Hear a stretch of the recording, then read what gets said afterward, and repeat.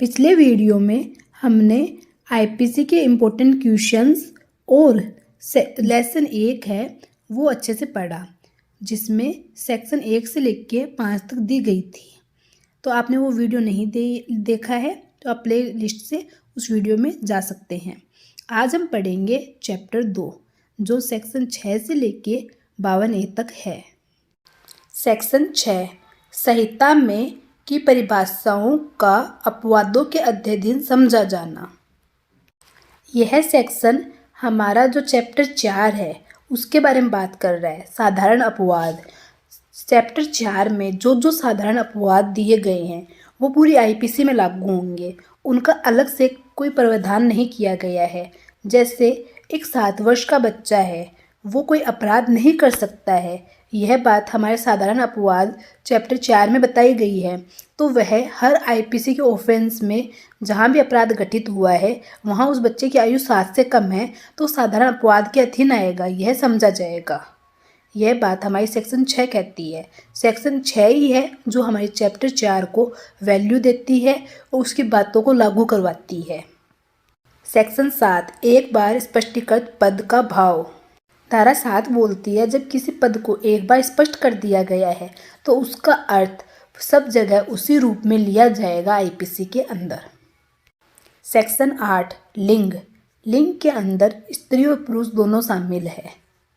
जैसे कहीं वह का यूज होता है तो उसके अंदर लड़की और लड़के दोनों के लिए ही वह यूज हो सकता है।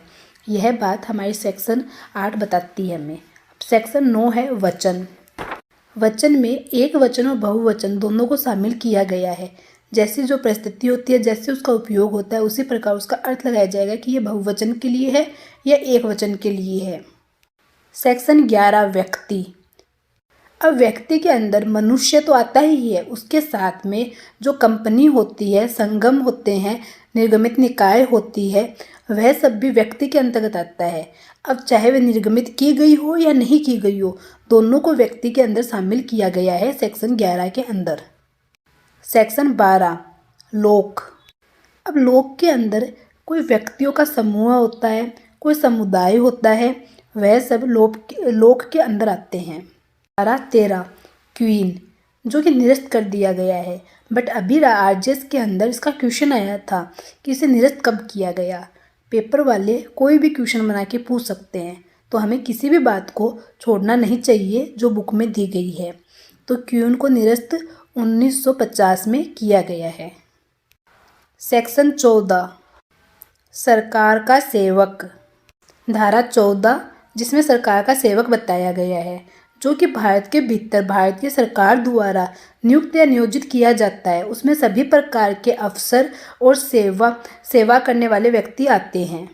धारा 15 ब्रिटिश इंडिया जिसे निरस्त कर दिया गया है और इसे 1937 में निरस्त किया गया है। इसी के साथ सेक्शन 16 जो है गवर्नमेंट ऑफ इंडिया जिसे 1937 में निरस्त किया गया है। फिर धारा 17 है सरकार। इसमें केंद्रीय सरकार और किसी भी राज्य की सरकार के अंदर आती है। धारा 18 जो है भारत के अंदर संपूर्ण भारत क्षेत्र को शामिल किया गया है। धारा 19 जो है न्यायाधीश।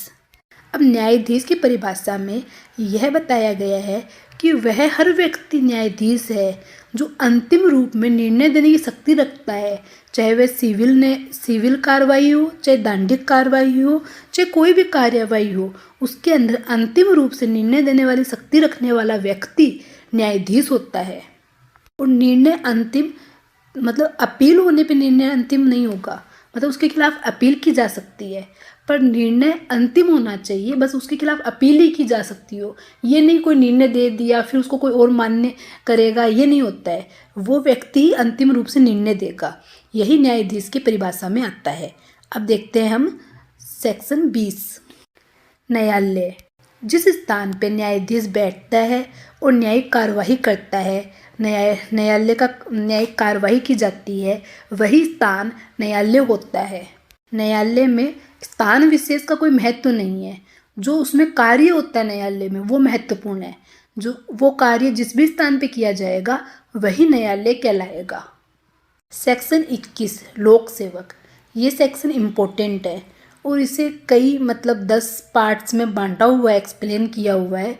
इसके लिए हम एक सेपरेट वीडियो भी बनाएंगे जिसमें बताएंगे किस किस टाइप के क्वेश्चन आते हैं, क्योंकि इसमें बता देते हैं लोक सेवक 4 ऑप्शन होते हैं, 3 लोक सेवक होता है, एक होता है जो लोक सेवक नहीं होता है तो वो चूज़ करना रहता है, या 3 जो व्यक्ति होते हैं जो पद होते हैं वो लोक सेवक के नहीं होते, एक पद लोक सेवक का होता है। तो इस टाइप के क्वेश्चंस बनते हैं, तो इसके लिए एक सेपरेट वीडियो बनाएंगे। अभी इसको शॉर्ट में पढ़ लेते हैं। लोक सेवक के अंतर्गत आता है भारत का सैनिक, न्यायालय का हर अफसर, न्यायिक निर्णय में भाग लेने वाले सदस्य, और फिर उसके बाद में जूरी पीएनसी के सदस्य, पंचायत का सदस्य, पंचायत समिति का जो सदस्य होते हैं वो, न्यायालय से संबंधित कोई भी कार्य करने वाला कर्मचारी होता है वो लोक सेवक होता है।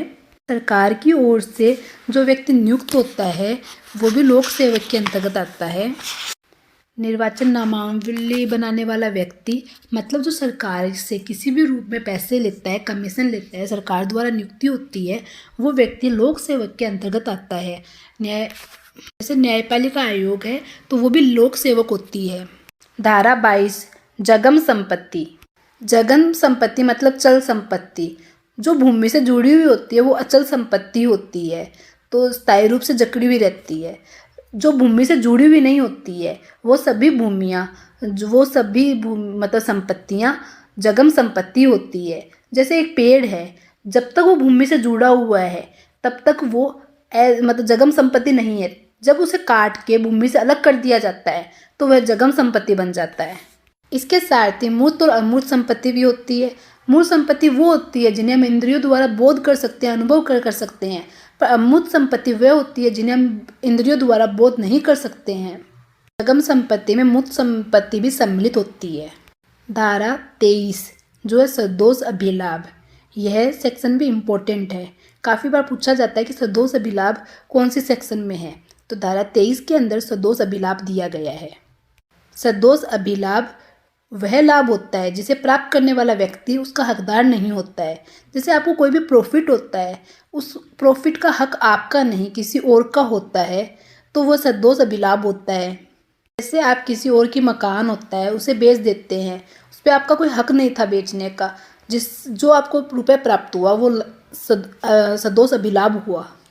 सदोष हानि वह होती है जो उस हानि को प्राप्त करने वाला व्यक्ति होता है उसी को होती है, तो वह सदोष हानि होती है।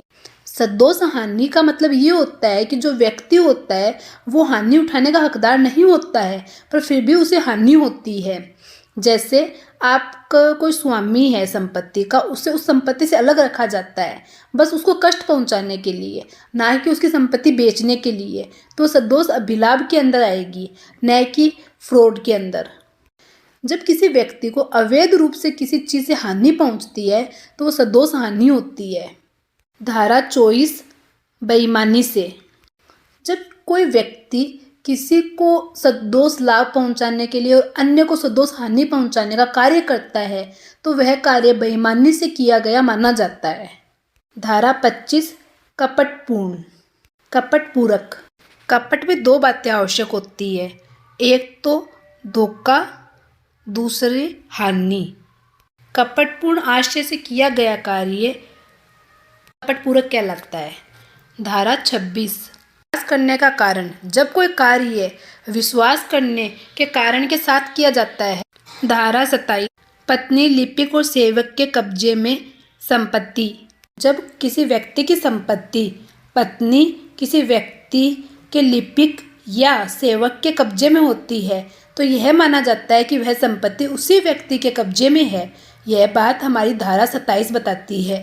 धारा 28 कूटकरण, जब एक व्यक्ति चीज़ को दूसरी चीज़ के सम्मान दिखाने का कार्य करता है तो वह कूटरचना कहलाती है।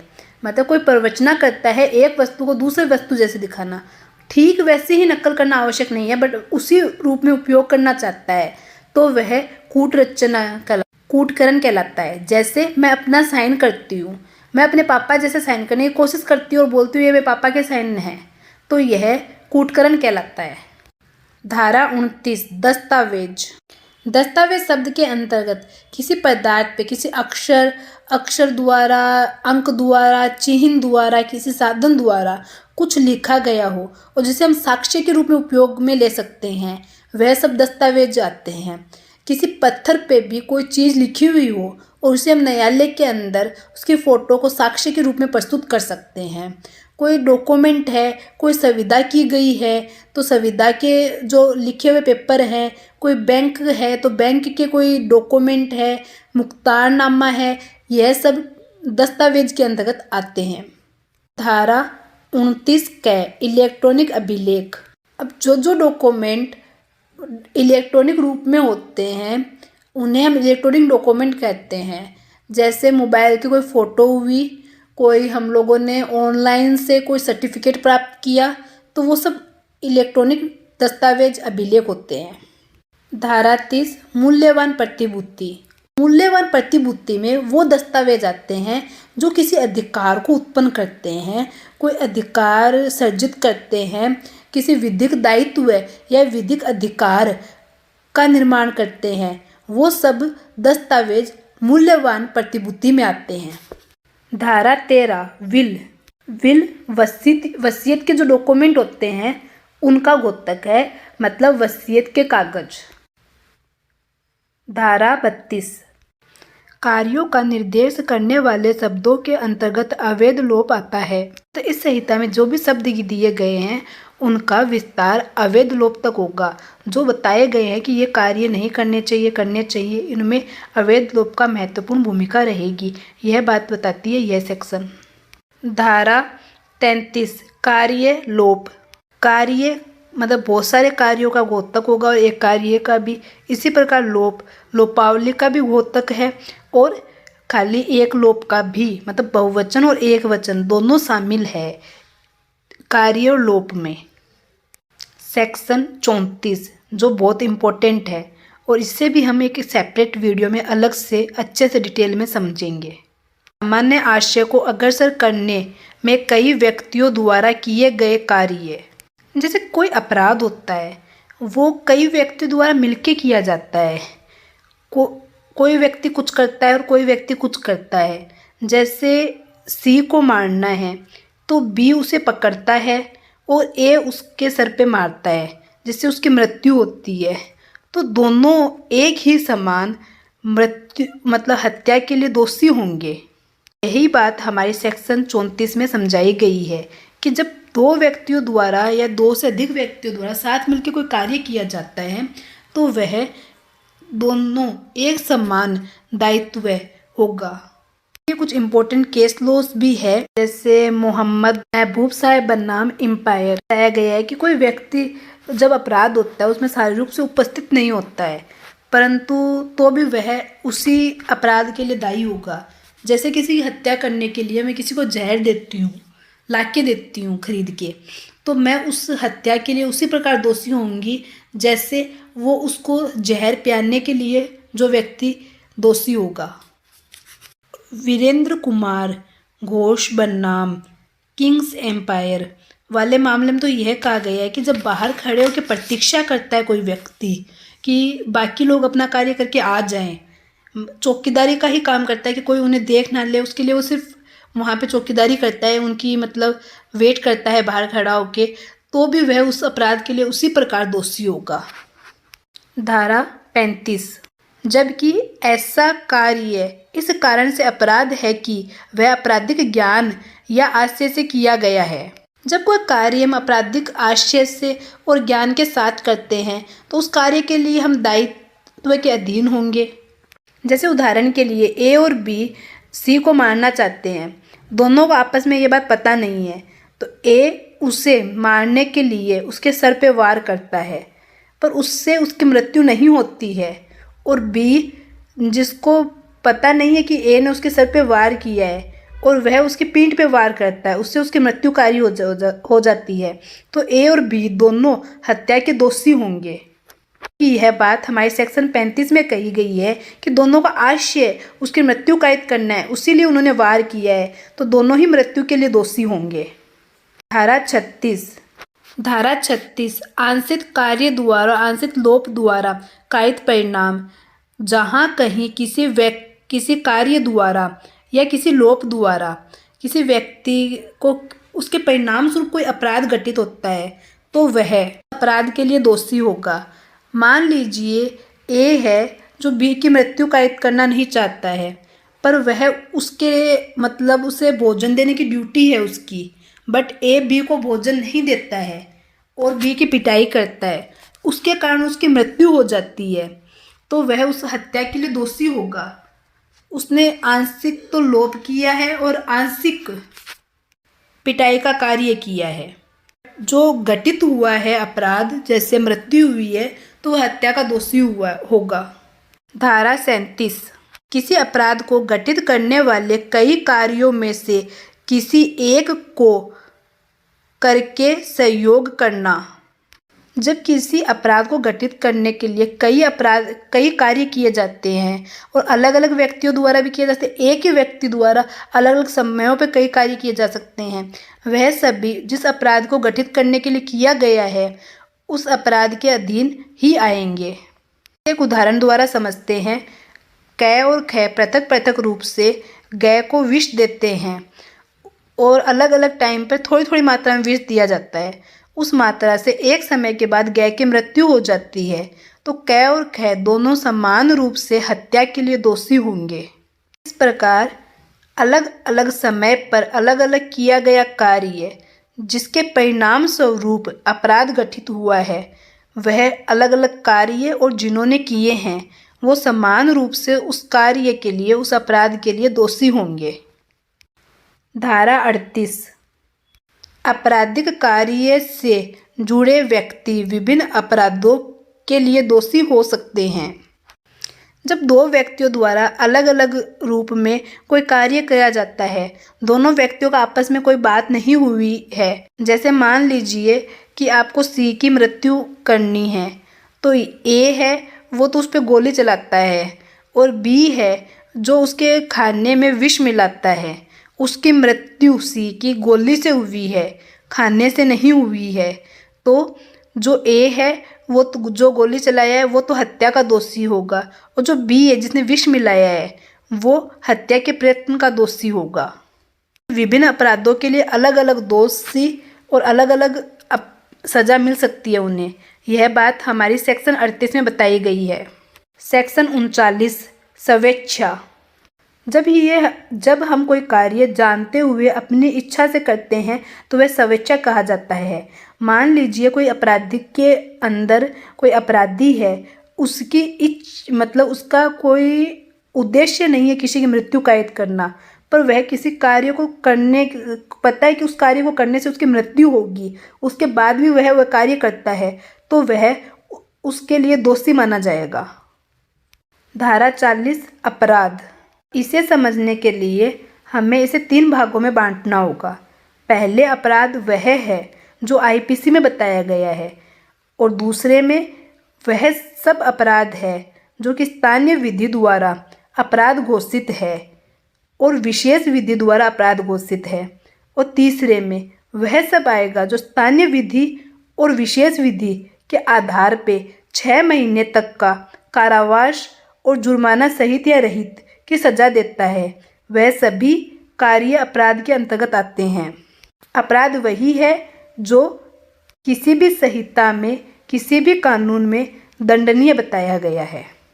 धारा 41 विशेष विधि। विशेष विधि वह विधि है जो किसी विशेष समय के लिए लागू की जाती है। जैसे कोविड-19 में जो लॉकडाउन था वो विशेष विधि थी। 42 स्थानीय विधि। स्थानीय विधि वह विधि है जो किसी स्थान विशेष पर लागू होती है। जैसे कोविड-19 में लॉकडाउन में अलग अलग राज्यों में अलग अलग रूल्स थे, तो वह अब उनके स्थान विशेष की विधि थी, तो वह उनके स्थान के अकॉर्डिंग और सिचुएशन के अकॉर्डिंग अलग अलग थी। धारा 43 अवैध। करने के लिए वैध रूप से आबद्ध। देखो, अवैध शब्द के अंतर्गत वह सब आते हैं जो अपराध है, जो विधि द्वारा प्रतिबंधित है, जो सिविल कार्यवाही का आधार उत्पन्न करता है, वो सब भी अवैध है। और जो वैध रूप से आबद्ध है करने के लिए, उसे करने में लोभ करता है, तो वह सब भी अवैध के अंतर्गत आता है। धारा 43 हमें बताती है क्या क्या चीज अवैध है। धारा 44 क्षति। क्षति के अंतर्गत हर प्रकार की हानि आती है, जैसे शारीरिक रूप से किसी को हानि होती है, मानसिक रूप से होती है, ख्याति के रूप में होती है, या संपत्ति के रूप में किसी भी प्रकार की जो हानि होती है वह सब क्षति के अंतर्गत आती है। धारा 45 जीवन। जीवन के अंतर्गत एक मनुष्य की जिंदगी या मनुष्य के जीवन से संबंधित है। धारा 46 मृत्यु। जब तक कि प्रतिकूल प्रतीत न हो, मृत्यु के अंतर्गत मानव की मृत्यु का घोतक है, मतलब मानव की मृत्यु से संबंध है मृत्यु का। धारा 47 जीव जंतु। जीव जंतु मानव से भिन्न जीवधारी जीव जंतु के अंतर्गत आते हैं। धारा 48 जलयान। जो वस्तुएं पानी के अंदर प्रवाह करती है वो सब जलयान में आती है। धारा 49 वर्ष और माह। वर्ष मतलब ईयर और माह ब्रिटिश कैलेंडर के अनुसार हम मानेंगे। जो भी तारीख है, समय है, उसकी गणना हम ब्रिटिश कैलेंडर के अनुसार करेंगे कि कितने वर्ष हो गए इस चीज़ को, कितने माह हो गए इस वर्ष को, कितने दिन हो गए इस चीज़ को। धारा 50 जो है कि धारा।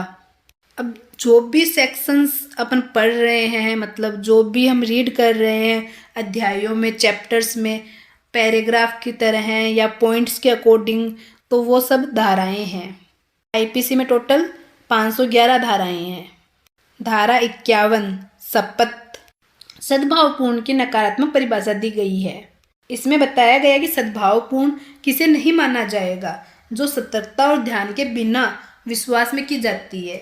मतलब सद्भावपूर्ण वह होगा जो सतर्कता और ध्यान के साथ किया जाए, मतलब कोई भी कार्य सतर्कता और ध्यान रखते हुए उस विश्वास में की जाती है तो वह कार्य सद्भावपूर्ण किया गया माना जाता है। धारा 52 कै संचय। धारा 157 और 130 के सिवाय व्यक्ति द्वारा अपनी पत्नी या पति को मतलब कोई भी संचय मतलब आश्रय देना, भोजन देना, पेयजल देना, आवश्यक वस्तुएं देना, उसे पकड़े जाने से बचाने के लिए कोई भी कार्य करना, वो सब संचय के अंतर्गत आता है। इस प्रकार हमने 6 से लेके 52A तक सेक्शंस पढ़ी। इनमें कोई भी डाउट हो, कोई भी क्वेश्चन हो तो वो आप कमेंट में पूछ सकते हैं। हाँ, इसमें एक इम्पोर्टेंट क्वेश्चन बनता है कि जो धारा 52 कै है वो इस अध्याय में पहले से नहीं थी। जब मतलब आईपीसी बनी थी उस टाइम ये धारा इसके अंदर नहीं थी, इसको अलग से बनाया गया, अंतर्स्थापित किया गया। वो तारीख इम्पोर्टेंट है जो कि 1942 में इसको अंतर्स्थापित किया गया था, तो ये बात आप ध्यान में रखना। Thank you for watching. Video अच्छा लगा हो तो सब्सक्राइब करना ना भूलें। और इम्पोर्टेंट क्वेश्चंस की, एमसी क्वेश्चंस की अलग से वीडियो हम लोग बनाएंगे। पहले एक बार आईपीसी को कंप्लीट कर लेते हैं चैप्टर वाइज।